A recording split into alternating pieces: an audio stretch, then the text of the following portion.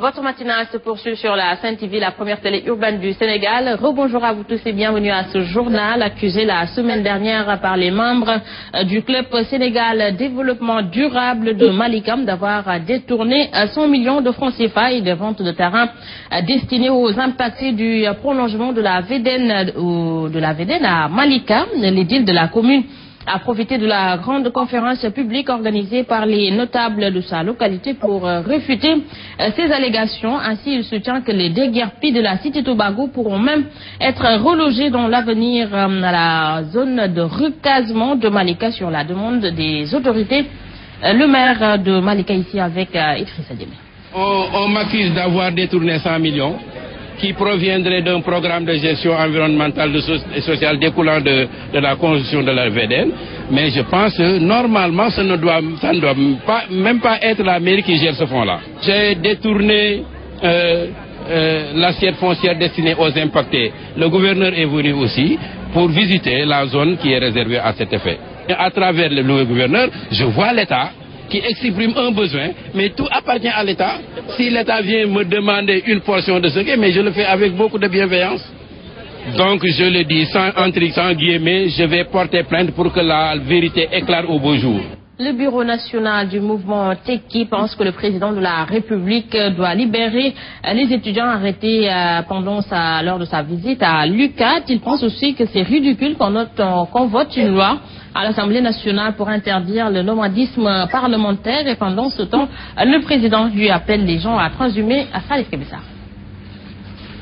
Après la presque totalité des mouvements et partis politiques du Sénégal, c'est au tour du mouvement Tekki que dirige le député Mamadou Lamine Diallo de se prononcer sur la situation politique nationale.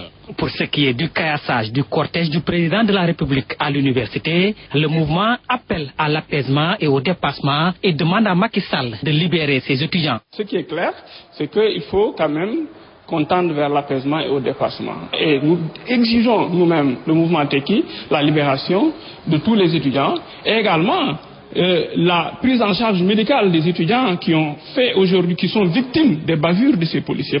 Le bureau national du mouvement Tekki a également abordé la question de la transhumance politique dans notre pays, une transhumance que le mouvement qualifie de ridicule. Pour nous, le mouvement Tekki, c'est à la fois ridicule et paradoxal.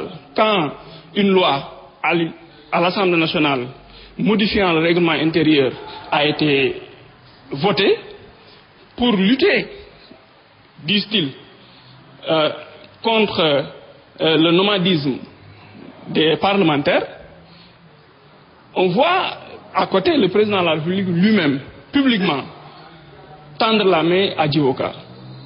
Le bureau national du mouvement Tekki a aussi abordé la question des inondations et appelle les Sénégalais en général et les volontaires de ce mouvement en particulier à apporter leur solidarité agissante aux populations victimes de ces inondations. Merci à Salif Kebessa. À présent, cap sur le sud du pays où la mairie de Kolda a octroyé une subvention de 3 millions aux étudiants et la cérémonie de remise a réuni ce week-end autorités locales, parents, bénéficiaires et autres à l'hôtel de ville. Une aubaine selon les étudiants car la subvention va abroger les difficultés dont ils sont confrontés dans les différentes universités du pays. Correspondance par Préjalé.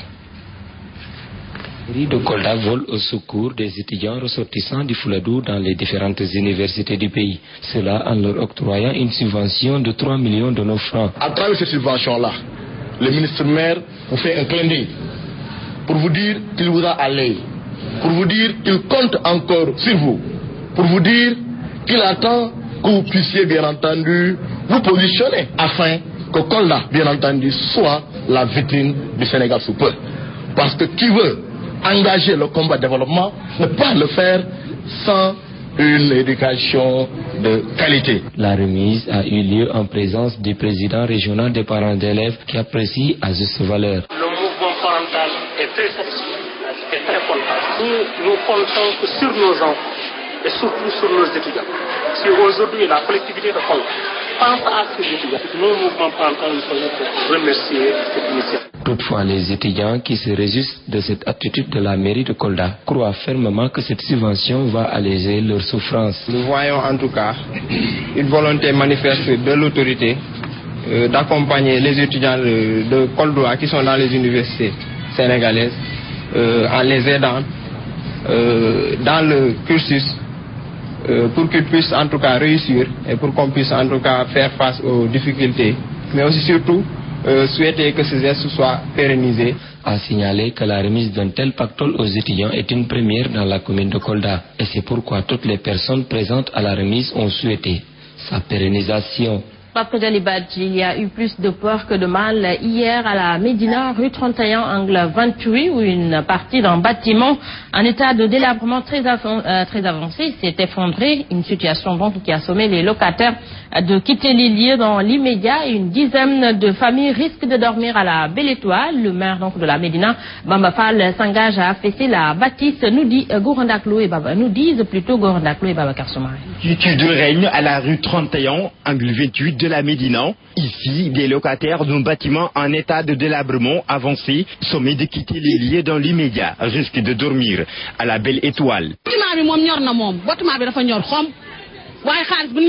L'état de délabrement est très avancé, mais son propriétaire ne s'en soucie même pas. Tout ce qui l'intéresse, c'est son argent à la fin du mois. Aujourd'hui, ces femmes et leurs enfants sont inquiets, car ils n'ont pas où dormir.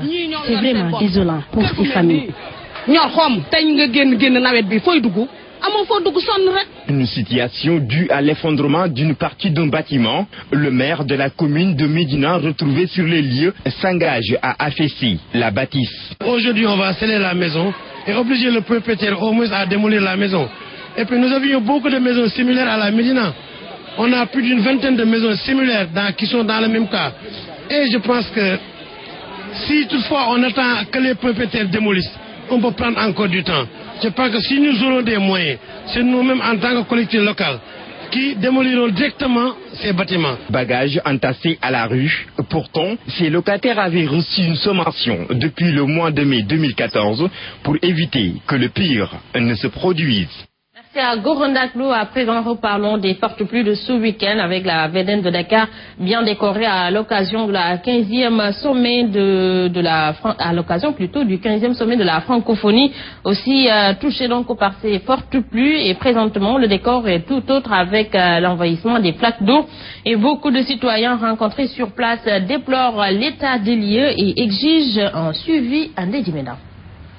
Le site de la VDN, embelli à l'occasion du 15e sommet de la francophonie, a complètement changé de visage. En cause, les flaques d'eau issues des dernières pluies. Un défaut d'entretien est à l'origine, peste certains citoyens. On a le droit d'être dans un environnement propre et sain. Personne ne vient ici pour s'entraîner ou pour prendre de l'air ou pour se défouler quoi. Pour changer d'air. Et pourtant, beaucoup d'argent ont été investis pour la décoration de la VDN. C'était uniquement pour faire plaisir aux étrangers, pour ces messieurs qui crient à l'arnaque. Effectivement, c'est de l'arnaque parce que moi, je ne sais pas exactement ce que cela nous a coûté. Mais on pouvait faire autrement. Ils n'ont pas pensé à nous donner un jardin beaucoup plus accueillant, un espace vert beaucoup plus accueillant. Donc, c'était à la va-vite. Donc, ils voulaient satisfaire des gens, des étrangers. C'est décevant de la part du gouvernement parce que vu que s'il y a des autorités qui doivent venir au Sénégal, c'est en ce moment-là que le gouvernement se lève pour essayer de réfectionner. À cela vient s'ajouter l'insécurité grandissante sur la VDN, témoigne une riveraine. Mais au-delà de 6h, 7h, parce que fii gis nañ fi lu ne ñun bi fi doog a liggéey dafa wéetoon dañ fel na agressé nañ suñu ñaari agent yoo xam ne ministère lañ nekk. De la sécurité, c'est ce que demandent ces Dakarois qui réclament un meilleur cadre de vie.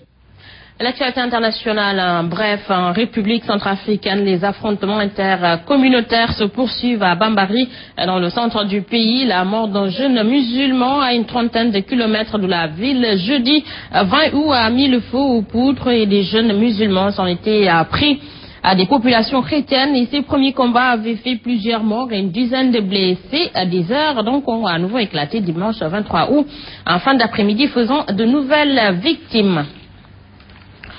Dans la nuit, toujours du 23 août 2015, la brigade territoriale de gendarmerie de Oursi, à quelques kilomètres de la frontière du Mali et du Niger, a fait l'objet d'une attaque perpétrée par des individus armés non identifiés. Et dans cette attaque, les assaillants ont blessé grièvement un gendarme qui était de service et la fille du commandant de brigade, selon un communiqué du gouvernement burkinabé. Toujours sur l'international, la délégation de la coordination des mouvements de l'Azawad s'est rendue ce lundi à Bamako pour rencontrer les membres de la médiation élargie et les membres du comité de suivi de l'accord d'Alger. Les rebelles ont donc répété leur décision de ne pas participer aux travaux du comité tant que la question donc des ANEFID ne sera pas réglée. Un mot sport avant de boucler ce journal. Le Sénégal prend la première place de sa poule, la poule B de l'Afrobasket 2015. C'est un Sénégal tenance donc qui a coiffé au poteau l'équipe favorite de cette compétition. Angola 73, Sénégal 74. Retour sur la phase de groupe sans faute du Team Sénégal avec Sorna Falcao. Mendy permet au Sénégal de gagner sur le fil. Ce poignet à l'ultime tiercé du match hisse les Lions à la tête du groupe B. Les Lions ont donc réussi leur phase de poule. 3 victoires en autant de sorties. Le match était serré et physique. Les Angolais avaient beaucoup plus de réussite sur les tirs à distance. À un moment, les protégés de Sersar n'ont rien lâché. Au contraire, ils ont montré d'audace et de cran lors des moments les plus difficiles du match. Ainsi, le leadership de cette poule B revient aux Lions de la Teranga. Le Sénégal a coiffé au poteau le tenant du titre, l'Angola, l'équipe tant attendue, l'équipe jugée meilleure en Afrique. Une rencontre qui s'annonçait aux allures de finale, ouf de soulagement pour les coéquipiers de Gorgui Sidian, meilleur joueur en statistiques. Voilà, merci à Sorna Falcao, c'est avec vous que nous refermons ce journal. À vous tous, merci d'avoir suivi. Merci à toute l'équipe technique et l'équipe rédactionnelle qui ont participé à la réalisation. À 7h30, je vous retrouve avec Mambenja pour la revue des titres en Wolof. 7h45, c'est le journal. Et bon réveil matinal à tous et bonne journée.